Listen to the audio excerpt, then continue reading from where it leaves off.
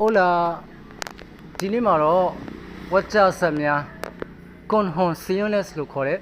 တန်မှန်တာများအကြောင်းပြောပြချင်ပါတယ်ဝက်ကျဆက်များလို့အဓိပ္ပာယ်ရပါတယ်အသုံးများတဲ့ဝက်ကျဆက်များကိုနမူနာလေးတွေနဲ့ရှင်းပြချင်ပါတယ်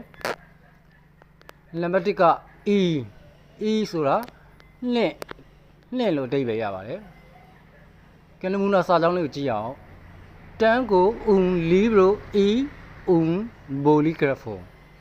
ကျွန်တော်မှာစာအုပ်နဲ့ဘောပင်ရှိတယ်ကျွန်တော်မှာစာအုပ်တအုပ်နဲ့ဘောပင်တစ်ချောင်းရှိတယ်ကဲနံပါတ်2က O ဆိုတာဒို့မဟုတ်လို့အဓိပ္ပာယ်ရပါတယ် Quieres café o té ကော်ဖီလားလက်ဖက်ရည်လားမင်းကော်ဖီမှာလားလက်ဖက်ရည်မှာလားလို့မေးတာပါကဲနံပါတ်3ကပေးလို့ဆိုတာသို့တော့ဒါပေမဲ့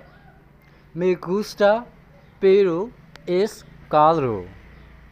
ကျွန်တော်ကြိုက်တယ်ဒါပေမဲ့ဈေးကြီးတယ်အဲ့လိုနေရာတွေမှာပေးလို့သုံးလို့ရပါတယ်ကဲနောက်ပိတ်စုံလေးက porque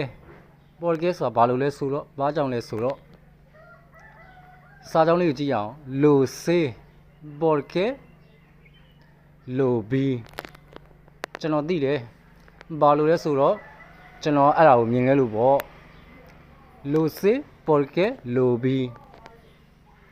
ကဲဒီလောက်ဆိုရင် conhon seamless လို့ခေါ်တဲ့ဝက်ကျဆက်များအကြောင်းကိုနားလည်လိမ့်မယ်လို့ထင်ပါတယ်